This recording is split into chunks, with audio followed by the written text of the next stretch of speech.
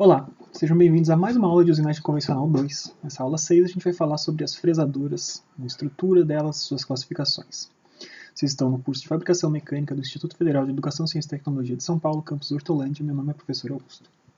Nas aulas anteriores a gente passou bastante tempo falando sobre movimentos de usinagem, sobre processos, como é que acontecia de acordo com as posições que a gente tinha relativas entre eixo de ferramenta e de peça, como é que essas coisas se desenvolviam, quais que eram os impactos, se a gente fazia os processos concordantes ou discordantes, dependendo do sentido de rotação relativo das posições dos dentes e do sentido de rotação da ferramenta com relação à peça, o que isso tinha de impacto de qualidade superficial e vibrações e potenciais quebras de ferramenta. A gente estudou bastante sobre o que estava acontecendo nos processos de corte. Tá? Então a aula de hoje é uma aula para a gente falar um pouquinho sobre as máquinas que a gente utiliza para fazer os processos de fresamento. Tá bom? Então a gente vai estudar as fresadoras a partir da sua composição, das suas partes principais. Tá bom? A fresadora começa a ser construída de baixo para cima. A gente vai começar a falar sobre a fresadora de baixo para cima. Tá? A fresadora, então, geralmente ela é fixa no chão através de uma estrutura bastante grande, que é uma base, um quadradão de base que geralmente está fixo, parafusado no chão da oficina onde ela está instalada. Sobre essa base é construída uma estrutura vertical, que é uma estrutura de coluna. Tá? Então, sobre essa coluna é montado na maior parte das fresadoras, nos tipos mais comuns de fresadoras, é montada uma peça que tem uma estrutura triangular, vocês já vão ver o desenho, tá? Mas vamos só antecipar aqui. Você tem uma base no chão, sobre a base você tem a coluna, e sobre essa coluna você monta uma estrutura, tem mais ou menos uma cara triangular, tá? Que esse aqui é o console, tá? Esse triângulozinho aqui é o que é o console, coluna e base, beleza? Então esse console, essa partezinha que está sendo montada, ele é encaixado em guias verticais. Então essas colunas, elas têm uma coluna vertical, você tem guias na vertical, e esse console é montado sobre essas guias. Então eu consigo deslocar esse console para cima ou para baixo ao longo dessa coluna. Tá? E isso nos dá um primeiro movimento possível dessa máquina. Tá? Lembrando, fazendo uma pequena pausa, enquanto vocês estudaram torneamento, o torno é uma máquina de 2 eixos, basicamente. Tá? Então, a gente faz movimentações ao longo de 2 eixos, tá? Não é uma máquina de 2 eixos que a gente tem uma rotação, é uma máquina de 3 eixos, mas é uma máquina cujas movimentações acontecem sempre no plano médio da peça. A gente tem a peça está fixa aqui, naquele plano médio a gente se desloca ou mais para perto da castanha, ou mais para longe da castanha, ou mais para o centro da peça, ou mais para fora, mas tudo acontece nesse plano. Tá? No caso da fresadora é um pouco diferente, as nossas movimentações que a gente pode utilizar para fazer os processos de corte, eles acontecem em 3 eixos. E o primeiro desses eixos está associado a esse movimento do console. Console encaixado na coluna, o console pode subir ou pode descer. Esse movimento de subir e descer ao longo de um eixo é um dos eixos da fresadora. Tá?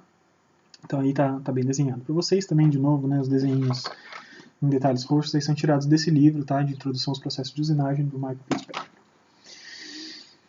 Então, o console está encaixado nessas guias verticais, ele pode subir e descer, isso é feito com uma das manivelas. Tá? Geralmente esse eixo aqui, para as fresadoras verticais, que a gente já vai apresentar mais para frente a inflação, isso aqui geralmente é o nosso eixo Z. Tá? Sobre essa peça do console, a gente tem uma estrutura em forma de cela, tá? Ela está montada, então o console é algo triangular, assim, tinha coluna e tinha o console triangular. Por cima desse cara a gente tinha montado uma estrutura em forma de cela.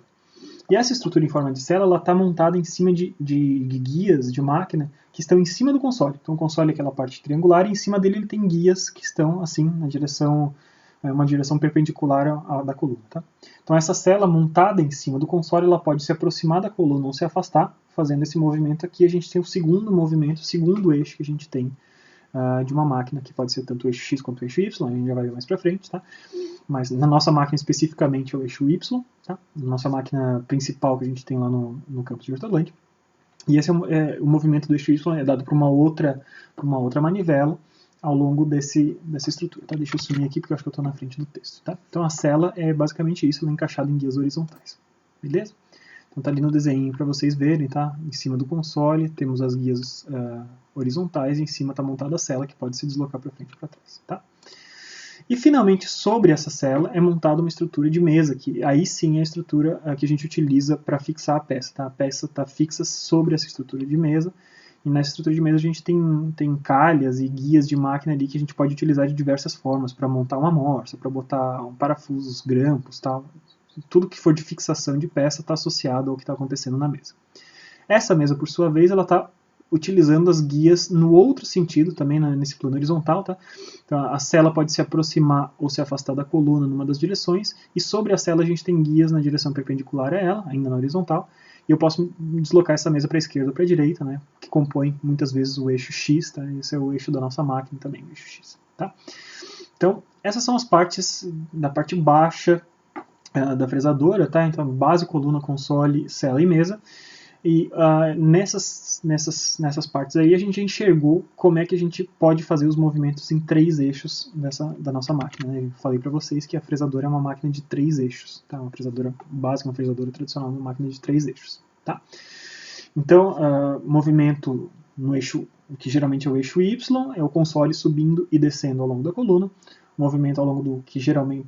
Desculpa, movimento ao longo do eixo Z, tá? Eixo Z, corrige aí. No eixo Z, o console subindo e descendo na coluna, movimento ao longo do eixo Y, a cela se deslocando para perto ou para longe da coluna, na horizontal, naquele plano horizontal, e movimento do eixo X, a mesa se deslocando para a esquerda ou para a direita sobre a cela. Tá? Então isso aí diz respeito basicamente apenas à fixação da fresadora no chão da sua oficina e da movimentação da peça. Por enquanto a gente só movimentou peça e não falou nada de ferramenta. Tá? Então a gente tem que continuar subindo, né? Para cima da coluna a gente tem que ver o que acontece. Tá? Então o cabeçote é uma parte super importante. Tá? É uma parte da coluna, geralmente é na parte mais alta da coluna. Ele pode fazer parte da coluna ou ser encaixado sobre umas guias. Tá? Então temos a coluna aqui, eu posso ter uma guia horizontal que pode ser deslocado em diferentes posições. Quando isso acontece, é chamado de torpedo. Tá? Mas o cabeçote inclui o quê? O cabeçote inclui o sistema de fixação do eixo, as alavancas de acionamento, seletor de velocidade. Tá? E ele pode ser, muitas vezes, ele pode ser rotacionado, tá? Em diferentes posições, por diferentes eixos. Eu já vou mostrar figuras sobre isso. Então, o cabeçote é basicamente o que está associado à fixação de ferramentas. Tá? A movimentação do eixo da ferramenta e a fixação desses caras. Tá?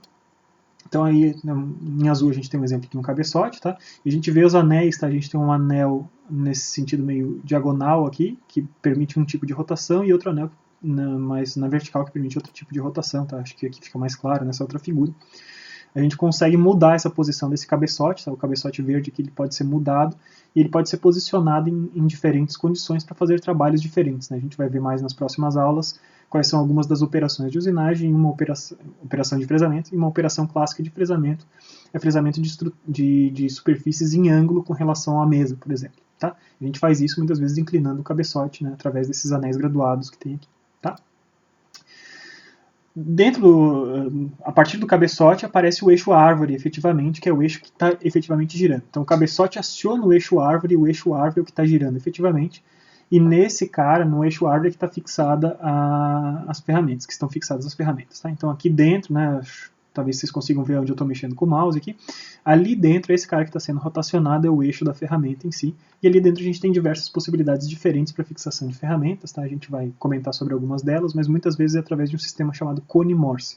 É um cone, né, vazado pela parte de dentro, bem fabricado, com uma precisão dimensional bastante legal, e a ferramenta, por sua vez, tem um cone macho, né, que encaixa lá dentro. A gente tem um sistema de trava entre esses dois, pode ser feito simplesmente por encostando no outro, mais ou menos como era a fixação de coisas no contraponto do torno, né, que tem o mesmo sistema. Mas às vezes nas fresadoras a gente tem adicionalmente um sistema de parafusos para travar ele ainda mais, afinal de contas ele pode estar sendo solicitado com torque por conta das forças de corte. Tá? Deixa eu sumir aqui de novo. Tá? Então, esse cara que eu estou mostrando aqui para vocês, tá, muitas vezes assim, quando a gente está querendo fazer um trabalho de corte que esteja muito distante da origem do eixo árvore, né, o eixo árvore está alojado dentro do cabeçote, e eu estou querendo fazer um corte que está a uma grande distância. Né, isso gera um grande braço de alavanca gigante ali, e a gente pode ter problemas de precisão de corte. Né, a gente não consegue manter a precisão das posições onde a gente está realizando os cortes. Então esse sisteminha aqui é um sisteminha quase como se fosse um contraponto, tá? A gente está fixando esse eixo, eu vou fixar a minha ferramenta aqui em alguma posição desse eixo, e ele está sendo fixo do outro lado para evitar a deflexão aqui por conta de flexão, efetivamente, né? Tá? De forças de flexão nesse caso, tá? Então essas são as partes principais aqui da nossa fresadora. Então, vendo isso numa fresadora real, tá? Acho que aparecendo aqui eu não vou atrapalhar tanto assim. A gente vê isso aqui numa fresadora real, a composição desse cara como um todo, né? A gente tem a base aqui embaixo, a coluna montada, na frente da coluna a gente tem o console, em cima do console a gente tem o formato de cela, sobre a cela montada a mesa. Tá? Então, o console sobe e desce ao longo da coluna, eixo Z. Essa cela, né, essa parte mais escura aqui, se aproxima, se afasta da coluna, eixo Y, e a mesa vai para a esquerda ou para a direita, eixo X, geralmente. Tá? Na parte alta da coluna, a gente vê que a gente tem o cabeçote com a seleção de velocidades, né, lanterninha, de onde sai o eixo árvore e tal. Aqui a gente tem o torpedo, que eu falei para vocês, né, quando a gente quer trabalhar bastante longe, às vezes o cabeçote ele pode ser deslocado ao longo do torpedo, né, então estou deslocando esse cara. E o eixo árvore de fixação de ferramenta está aqui fixado ao cabeçote. Tá? E a gente tem as manivelas, né, como uma máquina de 3 eixos tradicionalmente, a gente tem 3 manivelas de acionamento, manivela de acionamento do eixo Z, do eixo Y e do eixo X. Tá? Geralmente do eixo X você tem uma em cada lado da mesa, porque a mesa é bastante comprida e às vezes você tem que trabalhar em cada um dos lados da mesa. Tá? Então essa é a estrutura básica das fresadoras, tá? Ela é compartilhada por diversas fresadoras, tá? Só que além disso a gente tem que saber como as fresadoras se classificam. Tá? Então deixa eu subir aqui de novo. Dependendo da posição do eixo árvore, tá, na fresadora, a gente tem uma classificação clássica entre fresadoras verticais, quando esse eixo está perpendicular à mesa, ou horizontais, quando esse eixo está paralelo à mesa. Né? Tá bem claro aqui, o cabeçote está aqui, eixo árvore está aqui na vertical, perpendicular à mesa, então uma fresadora vertical. E uma fresadora horizontal, quando esse eixo árvore está aqui, né, na horizontal, paralelo à mesa de trabalho. Tá? Então, quer dizer que uma fresadora vertical só trabalha fresamento frontal e uma fresadora horizontal, se vocês se lembrarem das nossas definições, né? Uma fresadora horizontal só vai trabalhar com fresamento tangencial? Não necessariamente, tá? Isso vai depender muito de como você fixa a peça, que tipo de ferramenta você utiliza, tá? Então, o tipo de máquina não define necessariamente o tipo de operação que está sendo feita, tá bom? Então, além dessas das fresadoras clássicas ali que a gente tem, tá? A gente tem também o tipo de fresadora que a gente chama de fresadora universal. Fresadora universal é uma fresadora que tem os 2 eixos, né? Tem 2 eixos árvore, um eixo árvore horizontal e um eixo árvore vertical. Então você tem uma versatilidade bastante grande do que consegue fazer com uma fresadora universal. Tá? Então esses são os tipos mais clássicos de fresadora que a gente tem. Tá? Então, além disso, a gente tem parte da nossa disciplina de apresentar para vocês alguns tipos de fresadoras especiais. Tá? Então, o primeiro tipo de fresadora especial que eu quero mostrar para vocês é uma fresadora que chama de fresadora copiadora ou pantográfica. Então, a gente tem, deixa eu subir aqui de novo, tá? Uma fresadora copiadora, por exemplo, é uma fresadora na qual você não precisa ficar mexendo as manivelas do eixo X e do eixo Y individualmente, né? Você consegue seguir percursos que podem ser bastante complicados, né? Um perfil em S bem suave, mesmo numa fresadora manual, e você faz isso através de uma peça amostra. Então você tem uma peça amostra, já fez essa peça de algum outro lugar, então seja no comando numérico, alguma coisa assim, e você segue, né, essa posição da ferramenta dentro dessa peça amostra e ela vai reproduzindo, usinando, né, esses 2 caras estão ligados, né, o seguidor da peça amostra e a ferramenta, eles estão conectados e daí lá nessa peça que você está efetivamente usinando, você está repetindo o corte que já existe na peça amostra. Tá? Essa é uma fresadora copiadora. Tá? Além disso, você tem fresadoras que são fresadoras pantográficas. Tá? Você pode fazer o que é um sistema pantográfico? É um sistema de cópia, de seguir perfil como esse também, mas você amplia o percurso de corte. Né? Você tem uma peça amostra que é relativamente pequena, e ele reproduz os movimentos e as cavidades que tem nessa peça em escala lá para frente através de um sistema de pantográfico. Tá? Vocês podem pesquisar o que isso quer dizer. Essas 2 fresadoras mais modernas que eu estou mostrando para vocês são fresadoras copiadoras também, tá? E são fresadoras que estão sendo utilizadas para fazer peças de móveis. Tá? Então imagina uma fábrica que produz, sei lá, 100 camas por dia, você não precisa um cara ficar o tempo inteiro operando, você tem um formato bem definido desse cara, ele vai copiando esse formato sobre as peças de madeira que estão aí representadas. Tá? Além disso, outro tipo bastante comum de fresadoras especiais são fresadoras faceadoras. Tá? Então, na fresadora faceadora, como vocês estão vendo aqui, vocês têm fresas dos 2 lados, tá bom? Tá vendo? Esses discos aqui são fresas. E essas fresas estão faceando, né? Estão deixando sempre em posições já definidas. Você posiciona esses 2 caras no jeito que vocês gostariam. Tá? E vocês conseguem fazer uma produção quase que em série. Né? Você insere uma produção em série. Você coloca uma peça sobre a mesa, e ao deslocar a mesa através das fresadoras que estão montadas, através das fresas que estão montadas aqui, ela sai faceada do outro lado, né? Você consegue gerar uma produção seriada bastante eficiente, tá? Eu sempre gosto de destacar que esses tipos especiais de fresador, como eu mostrei para vocês na indústria de móveis, por exemplo, eles ainda encontram utilização, mas é fato que o advento do CNC, né, das máquinas de comando numérico computadorizado, ela tem reduzido os campos de aplicação de fresadoras especiais. Né? Não vale a pena você investir, hoje em dia, né? Não vale tanto a pena você investir em fazer uma máquina que tem um uso específico bem pontual, quando a popularização das máquinas CNC permite que você compre uma máquina que vai ser capaz de fazer aqueles processos especiais, né? Por exemplo, uma cópia de uma peça. O CNC isso é trivial, né? Você tem um programa carregado e você vai gerar aquela peça quantas vezes você quiser. Né? Então não faz sentido você ficar gerando uma fresadora para que faça tipos específicos de operações, sendo que você consegue, com preços comparáveis, comprar uma máquina que é muito mais versátil, né? Então você não fica dependente de um único tipo de processo, né? Se aquela peça que você produzia já não faz mais muito sentido, uma máquina CNC é muito mais versátil para adaptações. Tá? Então esses foram os tipos principais de fresadoras que a gente gostaria de apresentar para vocês. Tá? Pela aula de hoje a gente fica por aqui e nas próximas aulas a gente vai falar um pouco mais sobre ferramentas e processos de fresamento específico. Quais são os formatos que a gente tem de ferramentas e quais são os objetivos que a gente tem por trás desses formatos de fresa, quais são as operações que a gente consegue fazer. A gente vai ver isso em detalhes, tá?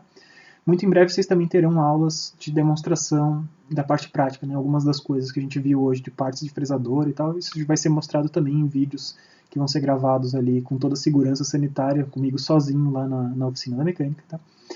Então, espero que vocês tenham gostado da aula, né? Fixem bem esses conteúdos, é muito importante vocês saberem as nomenclaturas que são utilizadas. Se vocês tiverem dúvidas, deixem lá no fórum de dúvidas do Moodle da disciplina, ou mesmo aqui nos comentários do vídeo, tá? Eu tento centralizar tudo lá pelo Moodle, mas se vocês deixarem por aqui também tentarei responder.